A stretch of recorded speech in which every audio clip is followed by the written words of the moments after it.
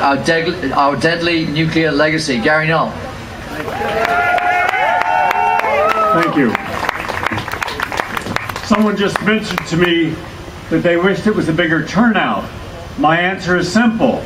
It only matters in life with who shows up. I never think about what I don't do. I definitely focus upon what I do.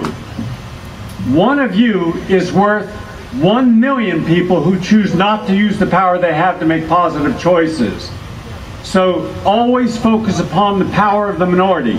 With under 1% of African Americans, we managed to get, as a nation, civil rights laws enacted. With under one half of the women in America, the feminist movement was born. With under 600,000 people in a nation with 134 million people, we got out of Vietnam. So a small group has the power for positive change. So don't be disillusioned by what you see. From here I go down to Wall Street. I just came from Brooklyn. We started a group marching to Washington to challenge genetic engineering. We'll march 316 miles. We'll be at the FDA. We'll be at the USDA. I'm doing a documentary on the FDA. And when that documentary is on television, on the internet, and seen by a lot of people, those people become aware of why they shouldn't eat genetically engineered food. When Carl and Helen Collicott and the other people tell you why we should close down the Indian Point, people are unaware. They've been lied to. The Clintons supported nuclear. Obama supports nuclear. The entire establishment supports nuclear. Well, hello, what else have they supported they've been right about? Iraq, Afghanistan, right? Taking away habeas corpus, violating our constitutional rights. These are not people we should respect. Follow the money trail. Bail out the banks. That's right. They bailed out Wall Street and didn't stop a single person from losing their home. I should trust them? No. We have an epidemic of adult diabetes in children. Their foods of manufacturers that they don't limit on television cause a nation of sick children, sick adults. Are they stopping that? No. But you and I would never feed our children that garbage. But they do. So where is it that the Democrats can still support that kind of sellout? Obama is nothing more than Bill Clinton. All right?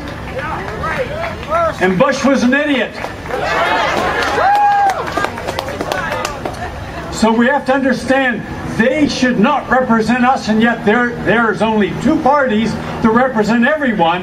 And I'm saying until we become independent in our thinking and free to make intelligent choices, look at data for what it is, we'll continue to believe that nuclear is clean, nuclear is safe, no greenhouse emissions, and it's too cheap to meter, all of which are wrong.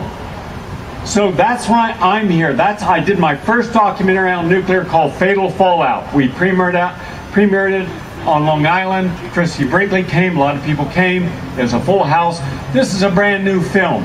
In fact, I brought 1,000 copies of the film to give to each of you free. Right over here. All right? Beyond Nuclear, he's going to speak in a few moments. Pick up your copy. If we have any left over, take 2. Because I want you to share it. If you're school teachers, now here's who I'm willing to bet's here. Artists. Hands of artists. All right? School teachers. All right? That only leaves truck drivers and prostitutes. Yeah. Who's not here? Heads of major corporations, major political figures, bankers, the professional class with few exceptions. We'll have a smattering of conscientious lawyers and professionals, but you won't have your professional class here. Gated community, 40 million of people. Upper middle class, they won't be here. Most of the working successful class will not be here. Who's going to be here? Conscientious people who want to make positive change. Now also here, right here, Arlene Engelhardt, right over here somewhere, Summers. They're here representing Pacifica Foundation, WBAI in New York, KPFK in Los Angeles, KPFA in Berkeley, and also PFW in Washington. Because why? Because and KPFT in Texas because they're making Pacifica relevant again, and this is part of their cause.